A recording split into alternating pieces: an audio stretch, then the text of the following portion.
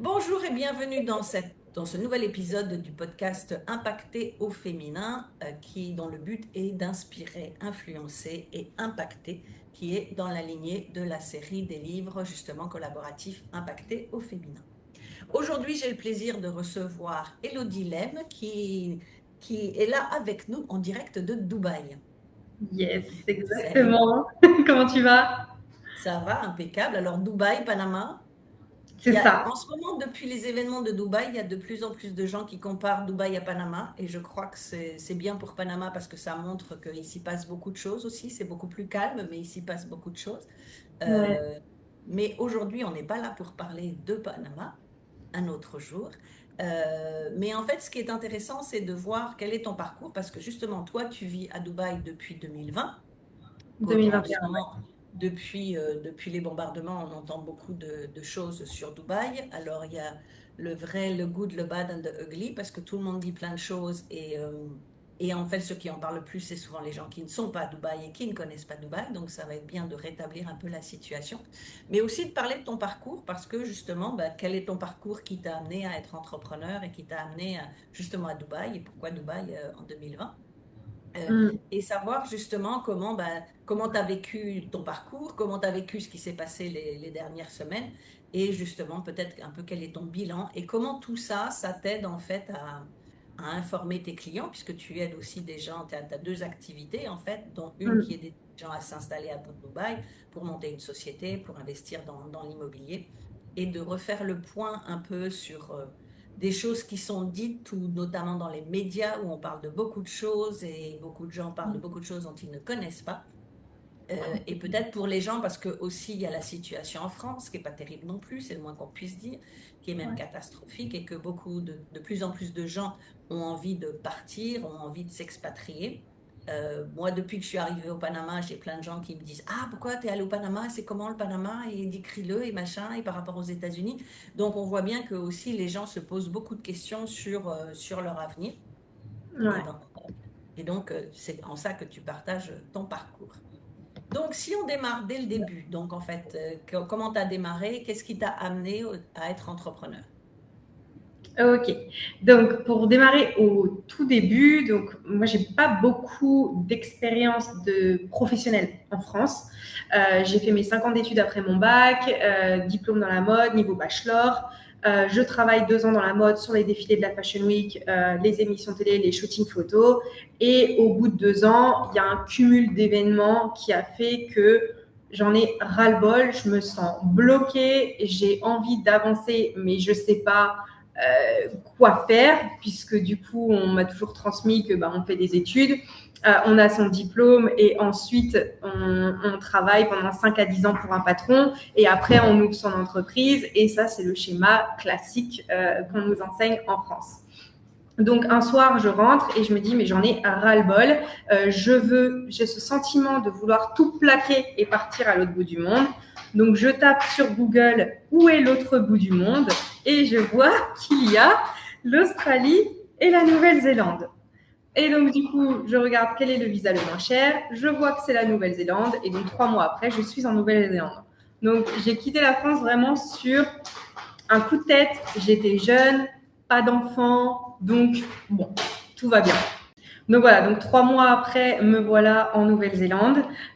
Et donc c'est comme ça que j'ai commencé à voyager. Je suis pas allée à Dubaï tout de suite. Donc pendant 1 an et demi, j'étais un peu comme backpacker. C'était les visas vacances-travail. Bon, sauf que moi, j'avais pas de sac à dos, j'avais une valise.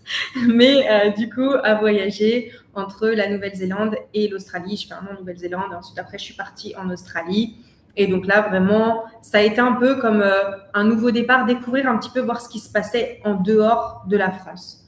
Mais Je par voyais. contre, est-ce que c'est quelque chose les voyages, sans parler de Nouvelle-Zélande ou Ouais, Australie, mais est-ce que les voyages, c'était quelque chose auquel tu pensais depuis longtemps? Est-ce que tu savais qu'à un ouais, moment ouais. donné, tu partirais, ou ça a été un ras-le-bol en disant maintenant j'y vais, je pars, tant pis. Depuis toute petite, j'avais ce rêve américain, comme tu le décris en fait, mais je ne savais pas pourquoi j'étais attirée par les États-Unis, mais je Mhm. savais que je rêvais de voyager. Alors moi, c'était l'Amérique quand j'étais petite. Euh, et du coup, au moment où je voulais d'abord terminer mes études, et je me suis dit, je voyagerai quand j'aurai un travail et que je pourrais me payer des voyages à l'étranger. Et puis, finalement, ce jour où j'en ai eu marre, bah, j'ai regardé où était l'autre bout du monde parce que les États-Unis, ça faisait déjà un an que je regardais. Mais en termes de visa, c'était ultra compliqué. Il fallait se faire sponsoriser, etc.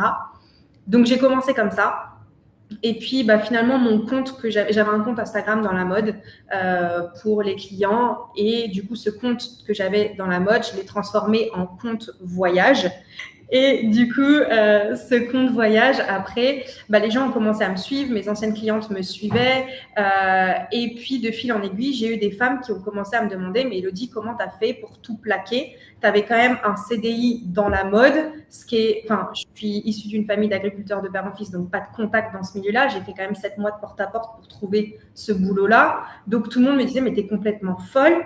Pourquoi tu as tout plaqué? Tu sais que tu le retrouveras pas. Qu'est-ce qui s'est passé? Et pourquoi lâcher la sécurité, en fait? C'est ça, bah, j'avais un peu une vie tracée, entre guillemets. Au moment où je suis partie, on venait de me proposer une promotion pour passer manager. Donc, du coup, c'était vraiment un parcours qui était tracé. J'allais devenir manager de l'entreprise et puis après, petit à petit, évoluer comme toutes les prédictions qu'on aurait fait. Mais moi, ça me convenait plus. J'ai tout fait en fait. J'avais besoin de plus. J'avais besoin de découvrir le monde. Je travaillais avec des mannequins. Elles me racontaient leur voyage quand on s'occupait d'elles avant les défilés. Et je me disais, moi, je suis bloquée à Paris pendant qu'elles voyagent à travers le monde. Donc, je me disais, ben, moi aussi, je veux voyager. Je veux pas faire partie des gens qui sont bloqués à Paris. Donc, en fait, peut-être de les avoir côtoyés, ça a renforcé, ou en tout cas, ça a ramené à l'esprit que tu avais envie de voyager, à un moment donné, de se dire, bon, bah, il faut passer à l'action, quoi. C'est ça, exactement. Et j'avais une tante aussi qui s'est mariée à un Allemand, qui a vécu 35 ans en Allemagne. Elle était juge à l'international, donc elle voyageait entre les États-Unis, l'Angleterre, la France et l'Allemagne. Et moi, j'ai toujours admiré ma tante qui avait cette capacité à switcher d'une langue à une autre quand on était en repas de famille et qui comprenait un peu tous les langages qu'on pouvait parler en repas. Et qui me disait, mais moi, je veux faire comme Tata, quoi. Je veux avoir cette capacité et je veux parler plein de langues, je veux voyager à travers le monde, quoi. Donc, l'Australie, la Nouvelle-Zélande, l'Australie, donc tu as fait quoi en arrivant en Nouvelle-Zélande? Bah, du coup, je cherchais des petits jobs. Je suis arrivée à Auckland, je débarquais là-bas, j'ai fait du porte-à-porte. Bonjour, je recherche un travail. Alors à l'époque en plus, j'avais pas forcément d'économie, du moins pas beaucoup. Je pouvais tenir un mois en Nouvelle-Zélande. Donc je suis vraiment partie sur un coup de tête. Ça a été un ras-le-bol général. J'ai pris mon visa, j'ai pris le billet d'avion et je suis partie. Donc ça s'est vraiment fait sans aucune anticipation. Bon, j'avais pas d'enfants à l'époque et j'étais seule et jeune, j'avais pas trop à me soucier. Mais effectivement, pour une famille, aujourd'hui, on verrait les choses différemment. Mais du coup, voilà, j'ai fait du porte-à-porte. Au début, j'ai trouvé plein de petits jobs. Mon premier petit job, ça a été de travailler pour la Cancer Society, donc la société qui protège contre le cancer de la peau en Nouvelle-Zélande, parce qu'il y a le trou de la couche d'ozone. Donc, du coup, beaucoup de cancer de la peau. À aller chercher des dons. Donc, je faisais du porte-à-porte pour récolter des dons. Je ne comprenais rien en plus à leur anglais parce que les Néo-Zélandais, ils ont un accent. Moi qui comprenais quand ma tante parlait anglais avec mon oncle en repas de famille, j'étais fière de moi. J'arrive en Nouvelle-Zélande, je comprends rien. J'ai l'impression qu'il faut que j'apprenne une nouvelle langue. Est-ce qu'ils ont leur accent? Donc, il faut que je fasse mon pitch pour récolter des dons et en même temps que je comprenne ce qu'on me répond. Autant dire que ça n'a pas trop marché. Mais après, de fil en aiguille, par les gens que je vois en auberge de jeunesse et que je rencontre dans Auckland, on me propose un job de serveuse dans un bar, restaurant un peu fancy, style Le Marais à Paris. Et du coup, j'ai aucune expérience de serveuse, je vais jamais être prise. Et là, on me regarde, on rigole et on me dit, mais Elodie, tu vis dans quel monde? Je dis, mais il faut avoir un diplôme pour travailler. Et ils m'ont dit, mais non, tu postules. Et donc, du coup, j'y vais, moi, en étant persuadée que je vais jamais avoir le travail parce que j'ai pas de diplôme en restauration. Et au final, il me dit, bah, le manager qui me dit, bah, t'es une bosseuse? Oui. T'es pas bête? T'es capable de comprendre quand je te dis quelque chose? Oui. Et bah, allez, on fait un essai, on t'embauche. Et c'est tout. Et du coup, bah, voilà. Et puis, au bout de 3 mois, je passe chef de rang. 3 mois encore après, donc au bout de 6 mois au total depuis que j'ai commencé, je passe manager du restaurant. Après, je pars en road trip pendant 43 jours. Donc, je loue une voiture, enfin, entre voiture et bus, et je fais le tour des 2 îles et je pars à l'aventure visiter le pays. À la fin des 43 jours, je dis, allez hop, je veux retrouver mon travail à Auckland. Je retourne là-bas. Je retrouve un appartement dans le même bâtiment dans lequel j'étais, mais 3 étages en dessous.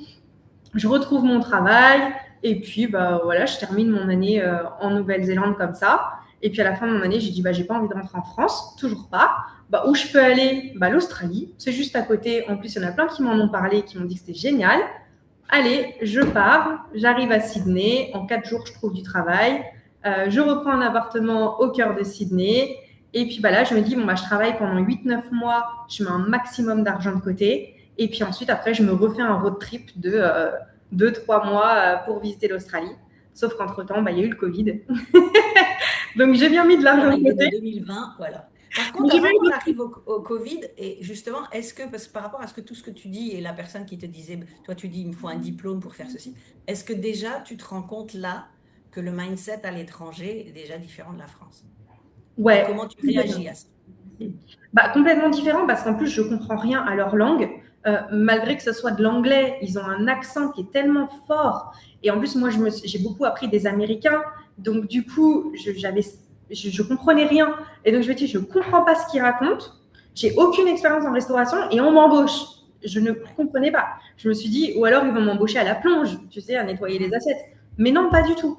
Et au final, bah, de fait, sur le tas avec les clients, en l'espace d'un mois, j'arrivais à comprendre et j'arrivais à parler. Au final, se faire comprendre, c'est pas si compliqué que ça. Enfin, avec les gestes, etc., c'est bon, ça passe. Et en l'espace de 3 mois, j'arrivais à répondre aux blagues et à faire des blagues moi-même. Donc là, j'étais fière de moi parce que je me suis dit, quand on arrive à répondre aux blagues, c'est qu'on a un bon niveau. On a bien avancé.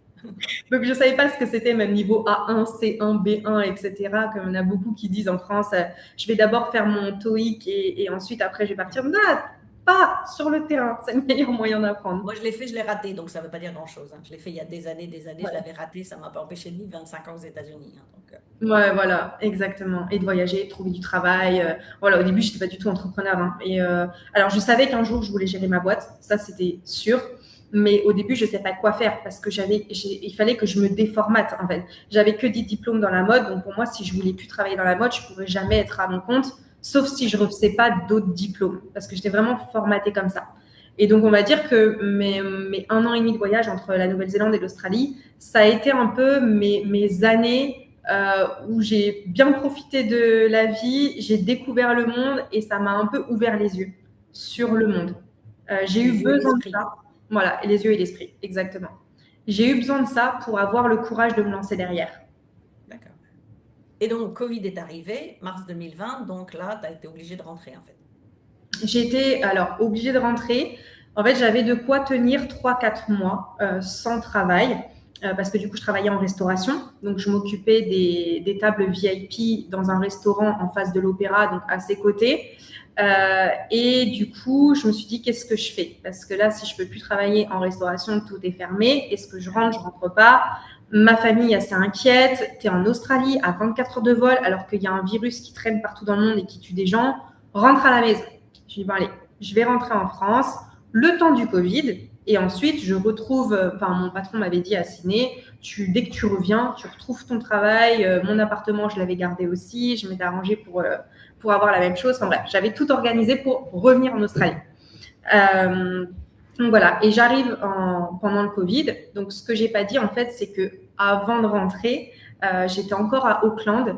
J'ai commencé à faire des séminaires d'entrepreneurs, de chefs d'entreprise qui parlaient justement de. Alors au démarrage, les premiers séminaires, ça a été sur la maîtrise de soi, parce que vu que j'étais manager dans la restauration, le plus difficile, ça a été de gérer les équipes.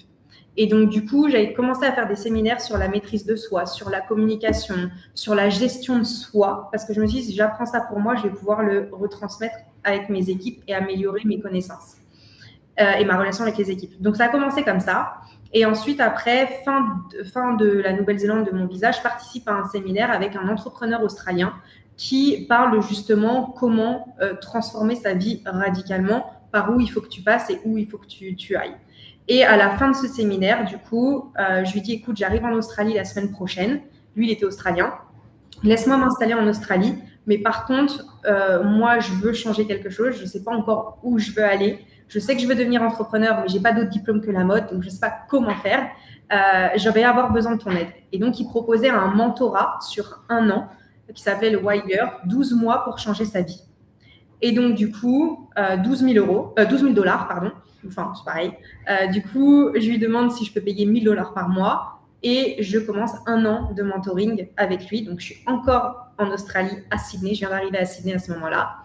Et je commence un mentorat avec lui où on reprend tout depuis le début, où est-ce que je veux aller, ce que j'ai déjà, ce que je peux faire, etc. Donc, quand je suis rapatriée en France, j'ai ce mentorat qui est en cours. Et du coup, je l'appelle et je lui dis, bah, écoute, là, je suis bloquée, je suis en France. Mais du coup, quitte à être bloquée et confinée, bah, autant que je lance mon business maintenant et que ça me serve à quelque chose. Comme ça, quand le confinement est terminé, moi, je reviens en Australie, mais je reviens, j'ai plus besoin de récupérer mon job.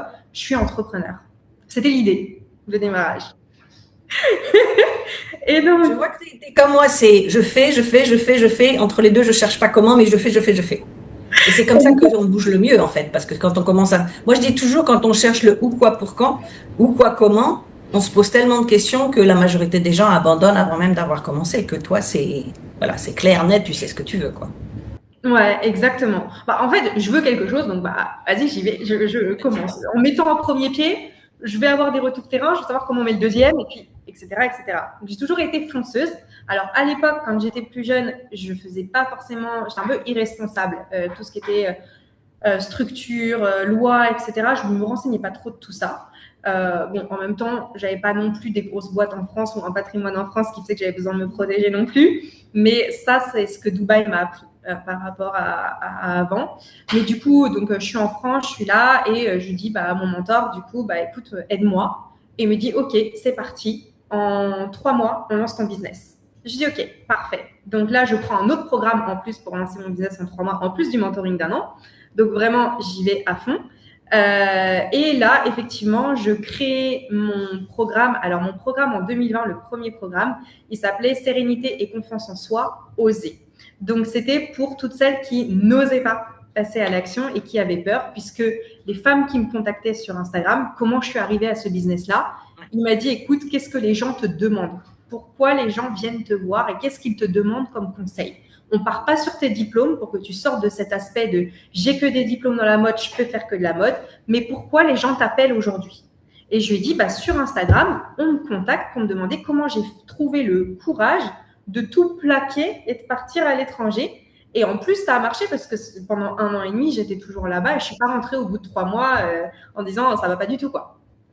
Et il m'a dit, bah, écoute, oui, tu as ce cran que beaucoup de gens n'ont pas. Pour toi, tu es persuadé que parce que tu n'as pas les diplômes, tu n'es pas légitime, mais tu as un cran pour passer à l'action et pour y aller et faire en sorte que tes rêves se produisent, que très peu de gens n'ont pas. Il dit, beaucoup de gens restent bloqués dans la tête et n'arrivent pas à passer à l'action.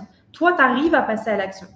Et donc, du coup, j'ai créé mon programme Sérénité et confiance en soi, 6 semaines pour passer à l'action et oser. Et donc, moi qui me dis, mais je n'ai jamais trouvé de clients, j'ai jamais été entrepreneur, les gens ne me connaissent pas comme ça. Et Calvin qui me dit, Elodie, vas-y, demande, envoie un message à tes contacts, ça te coûte quoi? Écoute, je lance ce programme, si tu connais des gens intéressés, dis-leur. Donc, je lance ce message à mes contacts et là, j'ai mes 5 premières clientes en 48 heures, en un week-end. Et là, je dis, waouh, moi-même, ok. Je dis, mais je ne savais pas. Et ce n'étaient pas des gens de mon réseau, mais des gens de mon réseau m'ont recommandé. Et ils leur ont dit, Elodie, elle a tout plaqué, elle était dans la mode, elle est partie vivre. Et au final, j'étais crédible, mais même moi, je ne me voyais pas crédible, mais mes contacts me voyaient crédible. Donc, on m'a recommandé des gens. Donc là, la formation, pas lancée, rien du tout. Avec Calvin, on avait juste défini la structure du programme, les nombres de vidéos, ce que j'allais aborder dans chaque vidéo. Et ensuite, il m'a dit, commence à vendre. Et ensuite, quand tu as tes 5 clientes, tu leur fais un tarif réduit parce que c'est les 5 premières. En échange, elles te donnent un témoignage. Et ensuite, tu lances, tu dis, le date de départ, ça sera ça. Laisse-toi une dizaine de jours ou une semaine pour enregistrer au moins la première semaine. Mais tu préviens les clientes que tu reconstruis le programme avec elles et que c'est pour ça qu'elles ont une réduction. Donc, j'ai mes 5 premières clientes. Ensuite, pendant les 10 jours que je suis en train de créer ma première semaine pour chaque semaine, leur délivrer une semaine, et me dit, fais des ads en même temps pour un webinar à la fin du mois pour avoir d'autres clientes. Donc, je lance les ads en parallèle, je crée le programme, les premières clientes commencent, ensuite le webinar arrive, et là, 5 autres clientes qui tombent avec le webinar. J'ai eu 10 premières clientes en un mois. Et là, j'étais là, mais c'est génial. 7 000 € de générés en un mois. J'ai jamais été entrepreneur. J'y croyais même pas, moi-même. Ouais. Là, je me dis, waouh, ok. Donc déjà, ça plaît. Et je réponds à un besoin. En fait, j'ai répondu à une demande qu'on m'a demandée. C'est tout. Et j'avais le cran de le faire. J'ai construit le programme avec moi, mon expérience, comment j'ai fait pour tout plaquer et partir à l'étranger, que j'ai transformé en un programme un peu plus général pour celles qui ne veulent pas forcément s'expatrier. Et au final, j'ai eu des témoignages, mais qui étaient juste incroyables. J'ai eu 3 femmes qui m'ont dit sur les 10 qui sont rentrées le premier mois, Élodie, tu as changé ma vie. Et je me suis dit, mais comment j'arrive à changer la vie des gens? Enfin, j'avais même pas conscience, en fait, de ce que j'étais capable de De faire. tout ce que tu as apporté. C'est ça. Et donc, du coup, après, comment je suis arrivée à Dubaï et pas à Sydney? De fil en aiguille, mon réseau, du coup, après, on développe le réseau, on fait des contacts. Un jour, on m'introduit, on me parle d'un chef d'entreprise qui a un accélérateur d'affaires en France et qui, lui, accompagne les entrepreneurs. Donc, je dis, OK, pas de souci. Je le rencontre, on m'invite à un de ses webinars. Je me dis, bon, intéressant son parcours. Je commence à lui parler. Je dis, écoute, moi, j'ai pas cette partie entrepreneuriat business. Donc, je lui explique un peu ce que je fais. Il me dit, écoute, moi, ça m'intéresse des gens comme toi parce que du coup, tu as le cran et très peu de gens ont le cran et aujourd'hui, il faut ça. Je recherche aussi des personnes pour m'aider à développer l'accélérateur d'affaires et aussi accompagner les clients qui rejoignent. Donc moi, je lui dis, mais j'ai pas fait de business. Comment je suis légitime d'accompagner des gens dans le business? Toujours la même chose qui revient. À chaque fois, ça revient. Hein. Le syndrome de l'imposteur, il est bien ancré. Tu es bien française quand même. Hein, au À final. 100%. Malgré que tu vas dans les grands espaces, c'est quand même, ça prouve qu'on nous l'a bien ancré à ce niveau-là en France, qu'on ne reconnaît pas notre valeur, qu'on n'arrive pas à prendre conscience de ce que l'on fait et que beaucoup de Français, même des Français qui font des choses extraordinaires, ont l'impression que c'est normal. Même chose, moi, Exactement. quand on me dit comment t'es partie aux États-Unis toute seule, je sais pas, je suis partie, point, je me pose pas de questions, puis c'est normal. Comme bien Partie d'ailleurs. toute seule, mais oui, voilà, on fait les choses, quoi. Mais ça prouve bien que cette culture-là, on l'a bien là quand même. Hein. Elle est bien intégrée, exactement. Et au final, mais il m'a dit, mais t'inquiète pas, moi je m'occupe de la partie technique, toi tu fais le reste. Donc on commence à travailler en collaboration ensemble au début. Moi, je paye aussi ces formations sur le business pour avoir cette partie plus business que j'avais pas. En parallèle, je paye aussi des modules auprès d'une école de business, école de commerce Global Business School à Barcelone, pour avoir un module sur les lois, la comptabilité et comprendre un peu plus la partie technique. Et donc, la collaboration continue. Et au bout de quelques mois, il me propose de m'associer à lui et devenir directrice des opérations après par la suite. Et en fait, c'est là qu'on s'est rencontrés. C'est à ce moment-là à peu près que tu m'as contacté. Peu de temps avant, tu m'avais contacté. Et quand même, je suis contente de dire que même si tu m'as pas écouté, parce que tu m'as dit, ouais, il me propose un partenariat, une association. J'ai dit, oh là là, tu t'es lancée en tant qu'entrepreneur, continue en tant qu'entrepreneur pour rester indépendante. Ouais. Mais tu as choisi, parce que effectivement, c'est toujours intéressant que quand on nous propose un super partenariat de se dire, bah, j'y vais. Et c'est là où c'est bien aussi, parce que tu y es allé quand même. Ça t'a permis de faire des choses, d'apprendre des choses. Mais ça s'est pas passé comme tu veux. Donc, c'est pour ça que je dis à tout le monde, développez plus le côté entrepreneur pour vous, même si vous démarrez plus petit, sur la longueur, vous allez mieux vous en sortir que parce que j'étais passée par là aussi, d'avoir fait des partenariats et puis c'était des catastrophes, des choses comme ça. Pour ça que moi, je conseille toujours, une fois qu'on a osé se lancer en tant qu'entrepreneur, on va jusqu'au bout tout seul, quoi, plutôt que d'essayer d'aller avec les autres parce qu'à un moment donné, il y a toujours des couacs. Et tu as eu un couac. Exactement. Et en plus, oui, donc j'avais pris ton accompagnement. Un gros quoi, ouais. J'avais pris ton accompagnement en plus pour développer mon activité. Ça marchait bien, j'avais mes clientes. Il m'a quand même proposé 3 fois de m'associer avec lui. Donc, les 2 premières fois, j'ai dit non. Et la troisième, il me dit, Mélodie, tu es consciente que je te propose de devenir associée dans un accélérateur d'affaires international et directrice des opérations. C'est pas juste solopreneur. Et au bout de la troisième fois, je me suis dit, bon, peut-être que c'est une opportunité que je dois saisir là pour apprendre quelque chose. Mais je ne pensais pas que ça allait se passer comme ça s'est passé après derrière. Donc, au final, je termine les accompagnements que j'avais en cours. Je bascule toutes mes clientes en upgrade au sein de l'accélérateur d'affaires pour celles qui voulaient lancer un business. Donc, moi, j'apporte toutes mes clientes au sein de l'accélérateur, donc tout bénéfice pour lui aussi. Je stoppe mon activité d'accompagnement, je ne prends plus de nouvelles clientes et je passe 100% sur l'accélérateur d'affaires. Et donc, du coup, moi, à ce moment-là, je lui dis OK, mais par contre, attention, j'ai ma vie en Australie. Moi, dès que le Covid il est terminé, je retourne en Australie, je ne reste pas en France. Et il m'a dit, écoute Elodie, moi j'ai ma famille en France. Si on trouve un pays entre les deux, est-ce que ça te va? Comme ça, moi, je peux faire les allers-retours.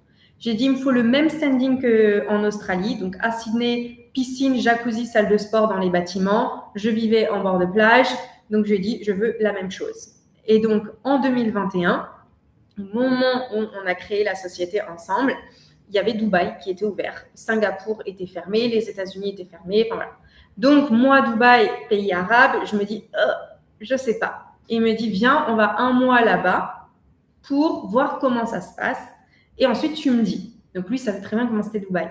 J'arrive en juin 2021 à Dubaï et là, je dis, mais waouh, c'est génial. Mais c'est pas du tout ce qu'on nous dit à la télé. J'avais peur de la condition de la femme, pays musulman. Qu'est-ce qu'on va me demander de faire là-bas? Hors de question, quoi. Et au final, j'arrive, 80% de la population à l'époque était d'origine étrangère. Aujourd'hui, on est passé à 90%. On vient de tout pays, toute nationalité. Je vis comme en Europe. Je m'habille en short, en t-shirt, en tout ce que je veux, je le fais. Et quand on voit les nanas en string sur la plage, moi, c'est ce qui m'a le plus surpris. J'ai dit, ça tolère jusque-là les nanas en string sur la plage. Ah ouais, ok. C'est ça. Bah, effectivement, Dubaï, c'est pas ce qu'on nous dit à la télé, hein. Mais complètement. Alors oui, il y a des mosquées, ce qui est normal, comme nous, on a des Oui, églises en France. bien Eux sûr. sont musulmans. La religion prédominante, c'est la religion musulmane. Mais si tu n'es pas musulman, tu n'es pas obligé d'y aller. Enfin, tu fais ce que Voilà. tu veux, quoi. Je suis pas forcée d'être voilée. Ça fait presque 5 ans que j'y suis, ça fait 4 ans et demi maintenant. Je suis toujours bien française. Voilà, j'ai rien changé du tout et j'ai pas changé de Ils n'ont pas religion. essayé de te transformer ou quoi que ce soit. Non, tout va bien. Et donc, du coup, bah, voilà. Donc, je me dis, bah, génial, je suis OK pour m'installer à Dubaï. Donc, on crée la société. En un mois, on a notre société de créer, nos visas, nos comptes en banque. Je reviens en France 2 mois le temps de déménager. Et en octobre 2021, me voilà officiellement, 3 mois après, du coup, officiellement à Dubaï. Donc, depuis octobre 2021, je vis à Dubaï. Voilà. Donc, il s'est passé le couac, on va faire un passe dessus, parce que c'est pas le but le petit couac après. Et tu es revenu à ton activité. Tu as C'est repris, ça. ça fait maintenant 2 ans, à peu près 2 ans que tu as lancé tes formations et ainsi de suite.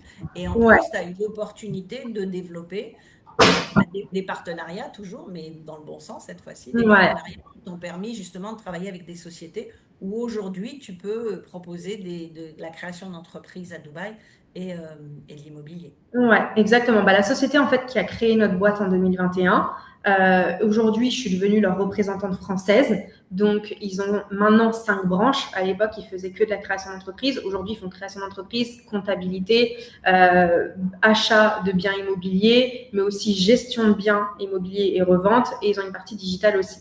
Donc du coup effectivement, bah, via les réseaux sociaux, en fait à chaque fois les opportunités elles venaient par là.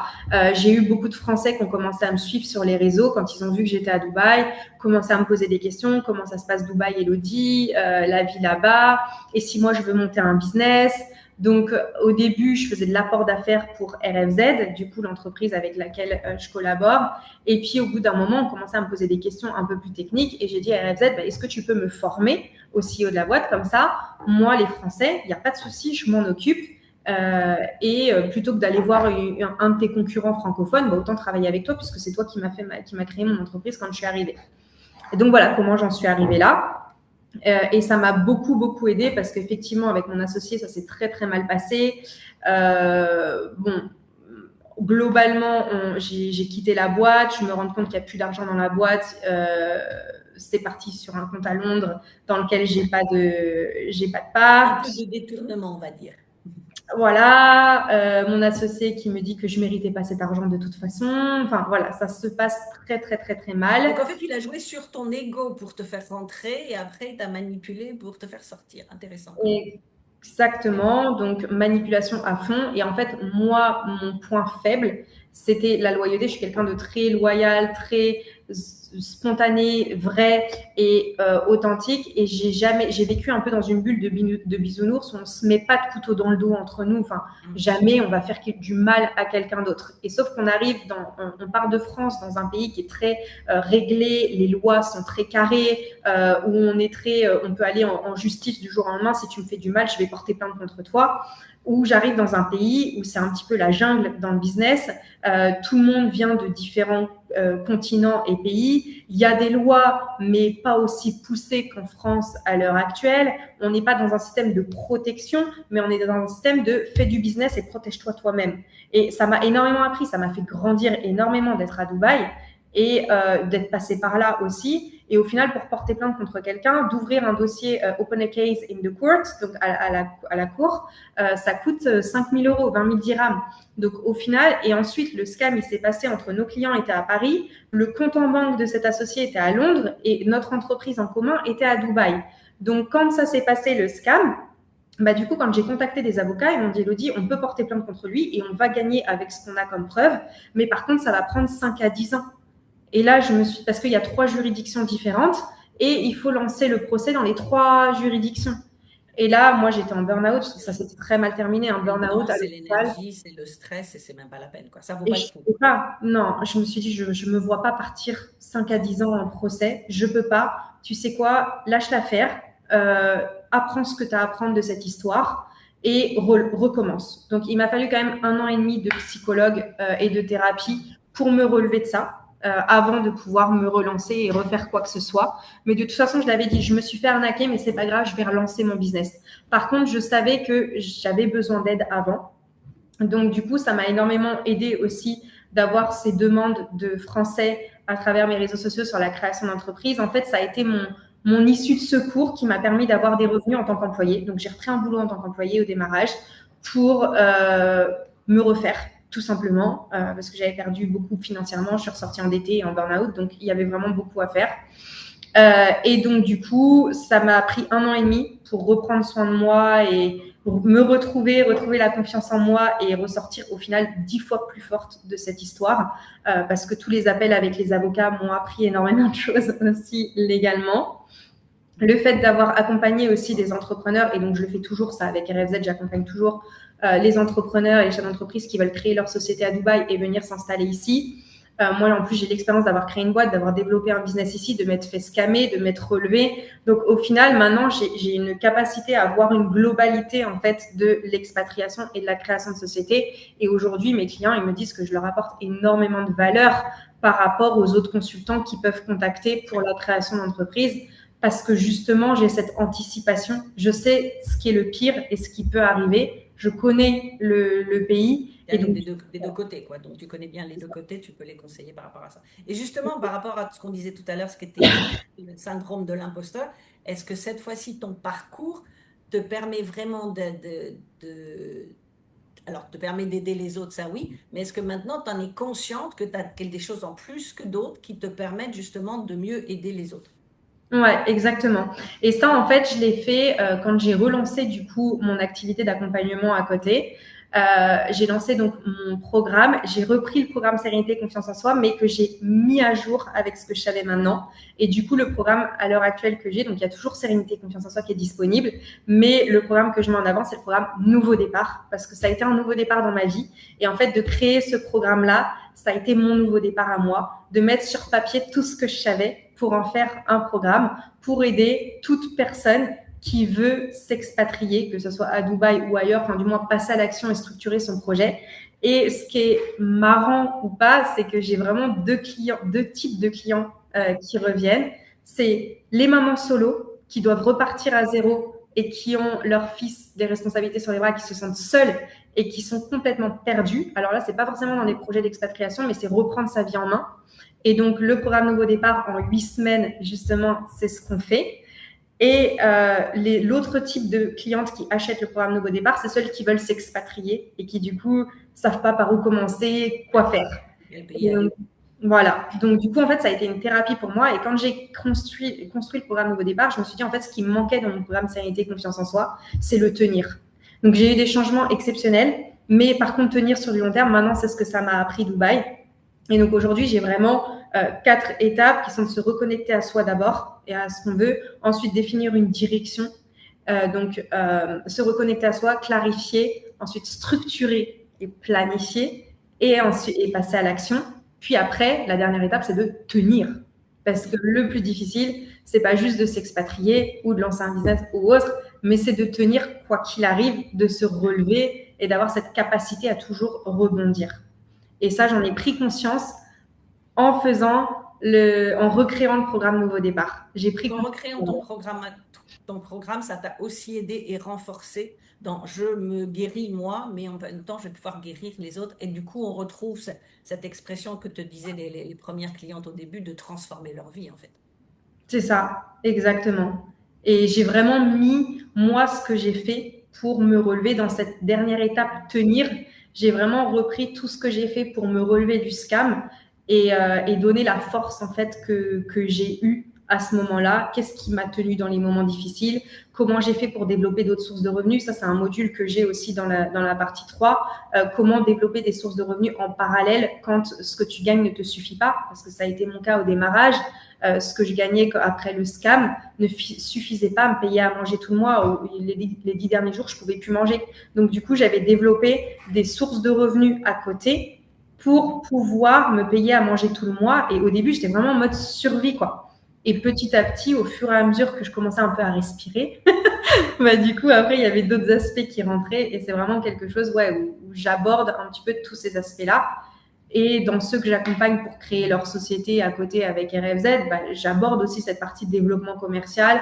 Attention, protégez-vous, faites tout sous contrat. Et au final, je me rends compte de la valeur que j'apporte maintenant, aujourd'hui. Je n'ai plus ce sentiment d'imposteur ou d'illégitimité que j'avais au démarrage, mais il a fallu que je passe par un scam et que je me relève pour… Ouais. C'était dommage d'en arriver jusque-là, mais bon, ça t'a rendu encore plus forte aujourd'hui et plus déterminée par rapport à ta vie, par rapport à la vie des autres. Donc, on voit que tu as un parcours. Alors, c'est marrant parce que plus je t'écoute, enfin, même si je connaissais ton histoire, mais je me dis que quand j'ai écrit MDR, la formule gagnante pour réussir sa vie, et M, c'est motivation plus détermination égale la réalisation de tous vos projets, ma formule, elle fonctionne pas que pour moi, elle fonctionne aussi pour toi et pour beaucoup. D'ailleurs, c'est comme ça que je t'ai connue, via le livre MDR, et que j'ai pris Oui, rendez-vous après avec quelqu'un toi. qui t'en avait parlé, je crois, quelqu'un qui t'a Oui, parlé sur du LinkedIn. livre, et ensuite, c'est de là que tu m'avais contacté, comme quoi le monde est petit. C'est ça. Et c'était en quoi? 2020, je crois, quand tu m'as 2020. contacté. On était Ouais, déjà, oui, on s'était déjà Covid. ouais, Et donc, justement, donc c'est intéressant de voir tout ton parcours et de voir comment, et c'est là le but justement du podcast Impacté au féminin, comme les livres, c'est de prouver que tous les obstacles qu'on peut avoir, toutes les forces, les faiblesses, et on peut être en haut un jour, on peut redescendre, et comment on peut remonter. Et là aussi, c'est une question de mindset, parce que moi, je vois ça aux États-Unis, mais on voit ça dans beaucoup de pays, Dubaï, Australie et autres. C'est les gens n'ont pas peur d'être en bas un jour, de descendre pour Mm. remonter. Et c'est là où il y a la force, et c'est là où on tire sa force. Et que, Ouais. ben, en fait, c'est tout ça aujourd'hui qui te permet, comme tu dis maintenant, enfin de ne plus avoir ce syndrome de l'imposteur, de reconnaître ta valeur, ton parcours, et que tu peux aujourd'hui effectivement transformer la vie des gens. En France, en fait, on accable l'échec. On va dire, ah, voilà, il a réussi, il a échoué. C'est comme si c'était le drame de sa vie. Mais ici, quand tu as échoué, on va te dire, bah, c'est bien, continue, ça fait partie du chemin, demain tu vas réussir. Donc, au final, le mindset, il est complètement différent. Et ma famille me demandait, mais pourquoi tu rentres pas en France? Pourquoi tu rentres pas en France? Ici, par la sécurité sociale, s'ils voient que tu es en burn-out, tu peux être payé sans travailler. Je dis, alors qu'à Dubaï, tu es obligé de bosser. Je dis, mais je vais pas rentrer en France. Je dis, aujourd'hui, les gens qui réussissent, ils sont à Dubaï. Moi, j'ai besoin d'eux pour me relever. J'ai besoin de cette inspiration. J'ai pas besoin de la sécu, j'ai besoin du mental des gens qui sont présents et qui vont pouvoir me tirer vers le haut. Ben, c'est ça. Ouais. Donc Ok, oui, la différence de mindset. elle est énorme. Donc là, tu nous as parlé de ton programme par rapport au coaching et comment tu aides notamment des femmes. Ouais. Et comme il y a encore beaucoup à dire, on va faire une deuxième partie. Donc, en fait, quelle serait ta phrase pour finir cette partie-là, pour justement dire aux personnes qui en ce moment sont dans des situations compliquées où elles ont l'impression qu'elles sont à la fin de leur vie, comme tu as pu l'être dernièrement, pour avoir cette envie de se relever Ouais. et leur dire Alors, que c'est possible. je dirais que déjà, c'est pas une fin en soi ce qui se passe aujourd'hui. Donc, la situation dans laquelle tu es aujourd'hui ne te définit pas, ne définit pas la personne que tu es, et c'est pas comme ça que tu vas finir. Donc, garde espoir. Et si tu as besoin d'aide, n'hésite pas à venir me parler. Enfin, je vous le dis sur mes réseaux sociaux, si des fois vous avez besoin de parler. Alors oui, il y a mon programme Nouveau Départ, mais je suis passée par là et donc je l'ai vécu. Si vous avez besoin d'en parler, surtout ouvrez-vous. parler. Le fait d'en parler, alors pas n'importe qui, ne vous faites pas manipuler, parce que quand on est en down, c'est là qu'on peut se faire aussi manipuler facilement, mais des personnes qui ont vécu ou qui se sont relevées de ça, n'hésitez pas à demander de l'aide, parce que quand on est au plus bas, on voit pas les solutions. On sait juste qu'on n'a pas le choix, qu'il faut qu'on se relève, mais on est perdu complètement. Donc n'hésitez pas à demander de l'aide, et l'échec n'est pas une fin en soi. Voilà, l'échec n'est pas une fin. Eh bien voilà, ce sera le titre de notre podcast. L'échec n'est pas une fin. Parfait, ça finit très bien. Et puis c'est vrai, tu as raison, quand on demande de l'aide, il vaut mieux demander de l'aide à des gens qui sont passés par là et qui savent, qui peuvent nous conseiller correctement que de faire le tour de sa famille ou autre, qui vont pas nous conseiller dans le bon sens, même s'ils nous conseillent probablement par amour, mais pas dans le bon sens, en fait. En fait, la famille, ils vont avoir des peurs. Moi, par exemple, je Oui, dis souvent que j'ai eu le courage que ma mère n'a pas eu. Quand j'étais petite, je l'entendais dire oui, fais comme ci, fais comme ça, fais pas ci, fais pas ça. Et aujourd'hui, c'est ce que je fais. Et aujourd'hui, elle est là, mais pourquoi tu fais ça? Mais tu m'as toujours encouragé à le faire. Et au final, c'est pas qu'elle veut me freiner, mais c'est juste qu'elle a peur. C'est quelque chose elle a qu'elle peur, maîtrise voilà. pas. Donc, votre famille, s'ils n'ont pas vécu ce que vous avez vécu, ils vont pas comprendre, ils vont paniquer, ils Voilà, vont pour pas vous savoir comment protéger. vous aider, ils vont vouloir vous protéger. Donc, ils vont dire, bah, reviens au confort et à ce qu'ils connaissent, parce que Mm. dans ce qu'ils connaissent, ils peuvent vous aider. Donc, c'est pas Et puis, méchant. ils ont peur de ce qu'ils ne connaissent pas, ils ont peur de l'inconnu aussi. C'est normal, c'est normal. Et c'est pas méchant et il n'y a rien de mal à ça. Mais juste, voilà, entourez-vous de personnes qui ont vécu ce que vous avez vécu. N'hésitez pas à demander de l'aide. Ça vous fera du bien aussi mentalement. OK. Donc, on va arrêter cette première partie et on va attaquer dans un deuxième épisode justement la partie Dubaï. Et justement, Dubaï aujourd'hui, qu'est-ce que c'est devenu, comment ça se passe, comment les gens réagissent par quelqu'un qui est sur place et non pas quelqu'un qui nous en parle par les médias et que ça nous manipule un peu là aussi beaucoup. C'est clair. OK.